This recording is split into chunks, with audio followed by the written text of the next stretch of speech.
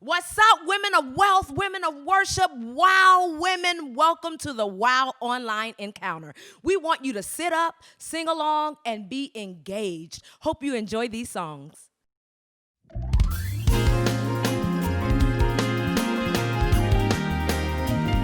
Ah, yeah.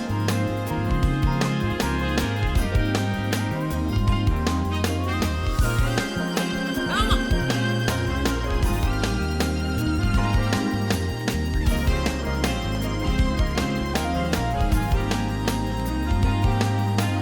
Yah is my strength and song all the day long. Yah is my strength and song all the day long. Let me hear you say, God is my strength and song all the day long. Yah. God is my strength and song all the day Hey, I will sing of his praise. long. I will boast of his name. I will sing of his praise. I will boast of his name. I will sing of his praise. I will boast of his name. I will sing of his praise. I will boast of his name. Yeah. Woo. Ah, yeah. Hey, Yah is my strength and song all the day long.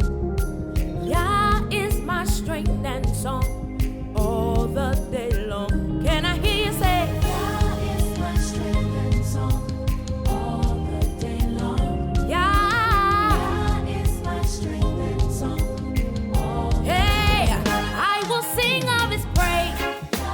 I will boast of his name. I will sing of his praise. I will boast of his name. I will sing of his praise, of his majesty. I will boast of his name, for he is my king. I will sing of the Lord my God. I will boast of his name and exclaim his praise. I will sing of the Lord my God. I will boast of his name.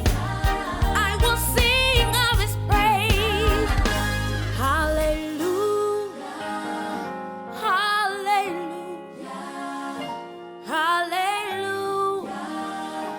Hallelujah. Hallelujah. Hallelujah. Hallelujah. Hallelujah. I will sing of his praise. I will boast of his name. I will sing of his praise. I will boast of his name. I will sing of the Lord my God. I will boast of his name and exclaim his praise. Say, oh, oh, oh, oh, oh, oh, oh. Say, oh, oh, oh, oh, oh, oh, oh. Hey, say, oh, oh, oh, oh. Say, oh, oh, oh, oh. Oh, oh, oh, oh. Oh, oh, oh. Sing praises to him who rides on the cloud. Sing praises to him. Let your song ring out. I will sing of his praise. I will boast of his name. I will sing of his praise. I will boast of his name. Woo! Greetings to each of you.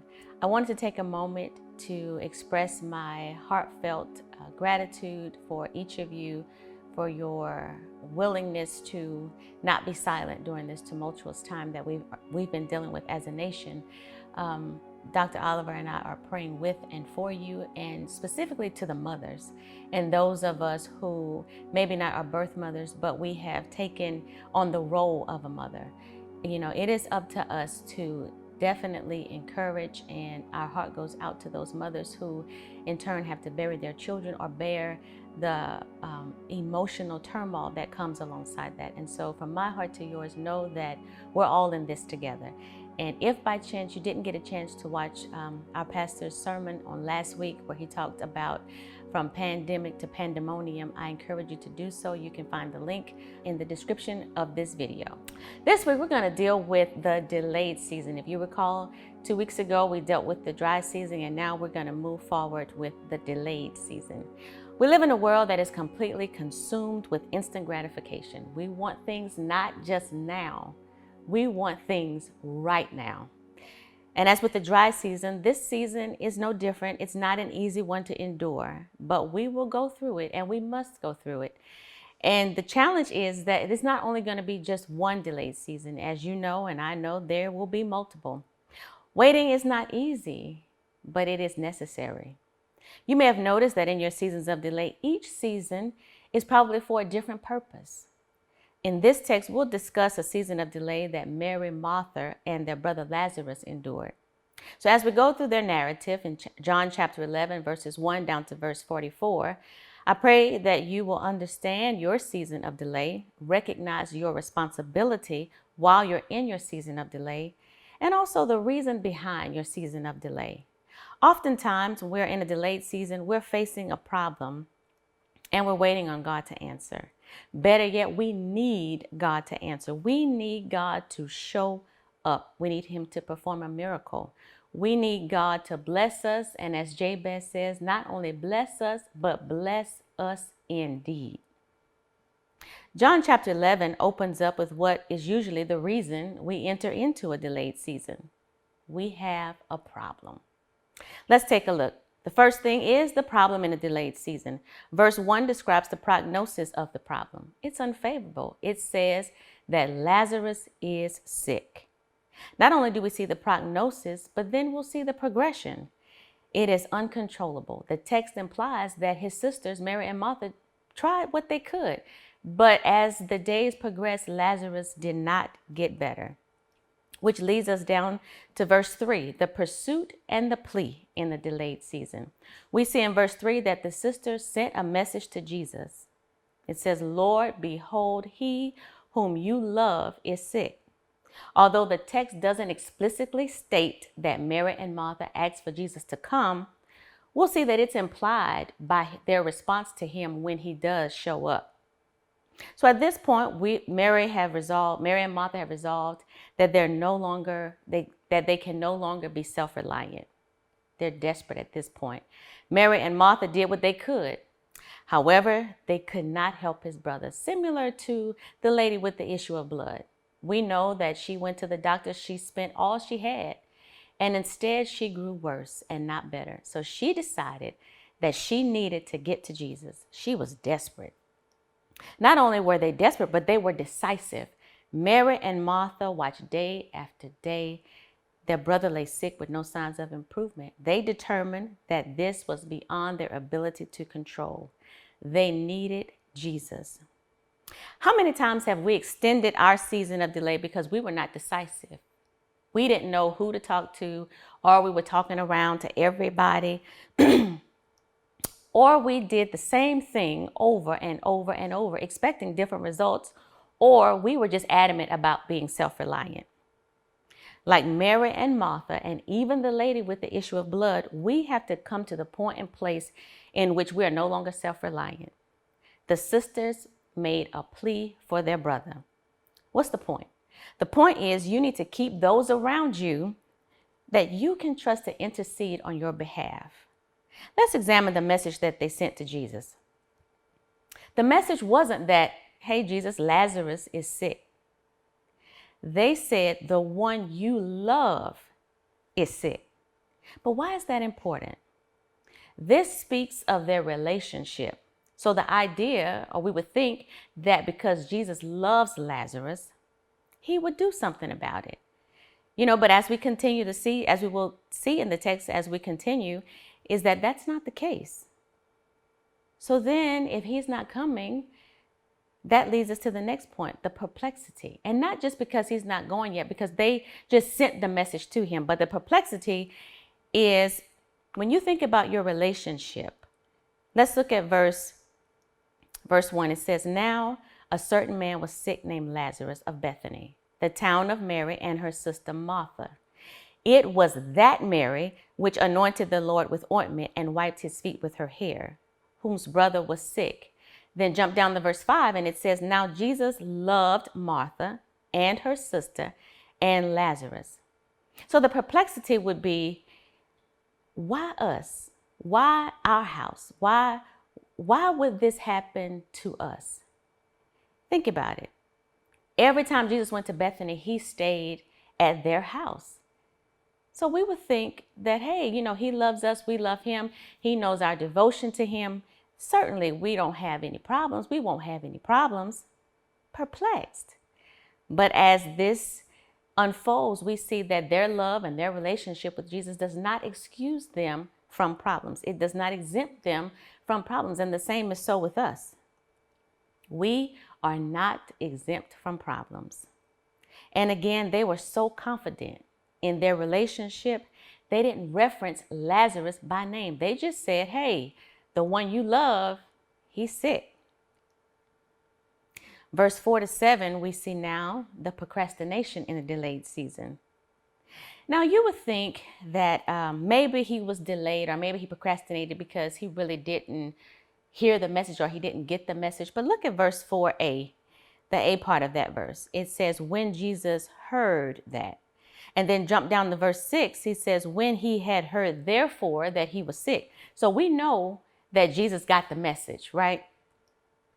But it says in verse 6, even though he got the message, he still remained, he abode where he was still 2 days in the same place where he was.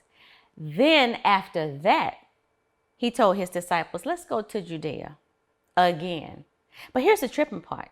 When Jesus gets the message, he doesn't say, hey, let's go check on Lazarus. He doesn't speak a word to heal him. Instead, he stays for another 48 hours, 2 days. And then after those 48 hours, he tells his disciples, hey, let's go to Judea. The disciples say, and I paraphrase, go back. Did you forget that we just left from there and they tried to stone you? Think about the scene. He got the message. The one he loves is sick. He stays where he is for 2 days. And then he says, let's go back to the place where they almost stoned me. Mary knew and Martha knew, I'm sure, that there would be some sort of delay, right? Because they had to wait for him to get from where he was to get to Bethany. But I don't think they anticipated him staying intentionally 48 hours and then going back to Judea before coming to check on Lazarus. So this is the hard part. Jesus intentionally at times will make us wait. Think about that. He intentionally waited. But I get excited at the next part. Verse 4, we see the prediction in the delayed season. So the beauty is when you know Jesus, when you trust him, when you know that he knows the end at the beginning, when you know that he has our best interest in mind, look at what he says after he hears that Lazarus is sick. He responds, this sickness is not unto death. That's amazing. He gets the message, he delays, he procrastinates because he knows that this sickness is not unto death, but for the glory of God, that the Son of God might be glorified thereby. So if by chance you're in a season of delay, take heart. For Lazarus, it was his sickness. For you, it may be something completely different. Whatever has you in this particular season of delay, know and take courage and be encouraged that this is not unto death. In other words, this is not for your destruction. This is not for your demise. This is not for your detriment. Here's another point that we have to realize, that God has a different perspective when he sees our problems. Look at verse 11. He tells them, our friend Lazarus is asleep, but I go that I may wake him up. So the disciples say, well, if he's sleeping, he's fine. He'll recover. And then the Lord clarifies. He says, no, he's dead. And so what I'm trying to tell you is that although your situation may look dead, the power of God can handle even that situation as easy as if it were asleep. And so there's no problem that he cannot solve. You know this. We've had a conference about this. There's no limit to his power. But why does he allow us to enter into a season of delay? I see it in 3 verses. It's called the purpose in the delayed season. Verse 4, it says, but for the glory of God, that the Son of God might be glorified. Verse 15, and I am glad for your sakes that I was not there to the intent that you may believe. And verse 40, if you would believe, you shall see the glory of the Lord. So the purpose of Jesus' delay, as he states this, is 1, for others to believe, and 2, for the glory of God. Therefore, when he does show up in your situation to release you from your season of delay, keep in mind that this blessing, that this breakthrough is not solely for you. It is for others around you. So now when you have your breakthrough, you have a testimony that is to be used for the glory of God and to witness to others so that they too may believe. You know, I remember during one of my seasons of delay, when we were trying to conceive Charlie, I not only had 1 miscarriage, but I had 2 miscarriages. And I gave my testimony during one of the conferences, and I couldn't understand why me. Here I am doing what you call me to do, ministering to women, encouraging, empowering, equipping ladies. And here I am unable to conceive another child. We did the IVF testing. We did the IVF rounds. We did all of the tests that we needed to do to figure out what was wrong, only to discover that I was in a season of delay and it was not God's timing. Nothing was wrong. Everything was right on paper. God blessed us with Charlie when he was ready, outside and excluding science. And I could understand that because IVF worked for so many others, but it didn't work for me. But now I know the purpose. When I stood there and I gave my testimony about the miscarriages, I also spoke about the promise that he gave me. And he said that you shall conceive again. And I remember saying that. And here we are, July 2013, 8 months pregnant with Charlie. I stood in front of another Wild conference and I had on a shirt that said, God is able. Another night, the shirt said, yes, the Lord did it. So the purpose in my delayed season was not solely for me. It was so that others can be encouraged and others can believe and that God can be glorified. And so I encourage you to take heart in your season of delay. Find out what your purpose is, why he placed you in this particular season. But then also we see, and as you probably can attest, there's pain at times in the seasons of in our seasons of delay. So we see the pain. The Bible says that both Mary and Martha and the Jews were weeping. They went out to him and they wept. When Jesus got to the city, they didn't even wait for him to come to the house. Their pain was so acute, they went out to meet him. And the first thing that both of them asked him, or told him rather, had you been here, our brother would not have died. They were in pain. But look at this. When Mary comes out, when Martha goes to get Mary, Mary comes out and she falls at his feet. That's a beautiful picture of worship. So my point to you is, do not become paralyzed with pain. Get up from where you are. Go to him. Continue to seek him, worship him, pour out your heart to him. Look at what Martha says in verse 22. Here's another important part, even in your pain. Martha says, but I know that even now, whatsoever you ask of God, God will give it thee. This lets me know that Martha kept her faith. So I want to encourage you in this season, as painful as it may be, fight with all of your might, not to allow your pain to cause you to lose your faith. Keep the faith. We've talked about Mary and Martha's pain, but don't miss this. Jesus felt the pain as well. Remember, Hebrews chapter 4 tells us that he's touched, which means he understands, he sympathizes. He's touched by the pain of our infirmities. Look at verse 33 in our text. When Jesus therefore saw her weeping and the Jews also weeping, which came with her, He groaned in the spirit and was troubled. 35, the most famous verse, Jesus wept. And 38, Jesus therefore again groaning in himself, coming to the grave. He was disheartened. So we're not alone. Jesus is with us in the pain.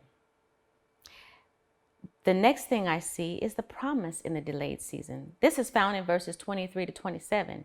Jesus responds to Martha in verse 23, and he says, it's all right, your brother shall rise again.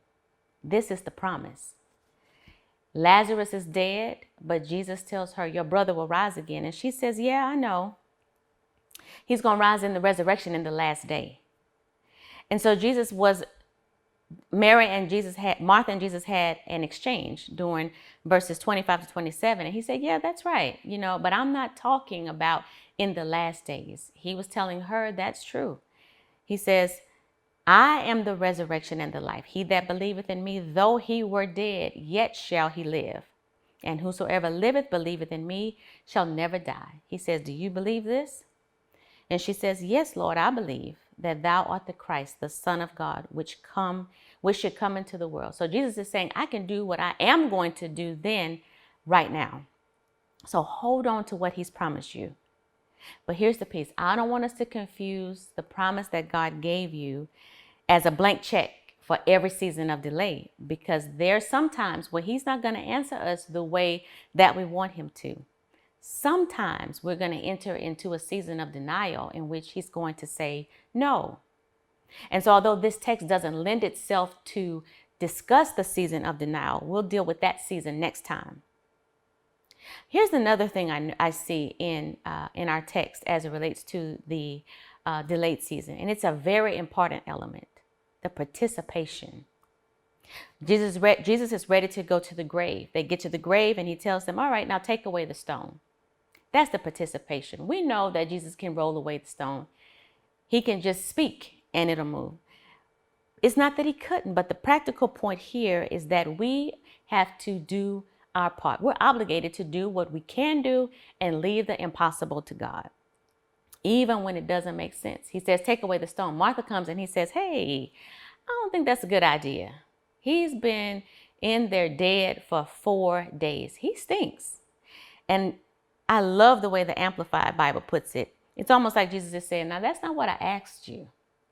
He says, did I not tell you and promise you that if you would believe and rely on me, that you would see the glory of the Lord? Take away the stone. Do your part. Now the stone is removed. Let's jump down to verse 41 and 42. The prayer and the praise in the delayed season.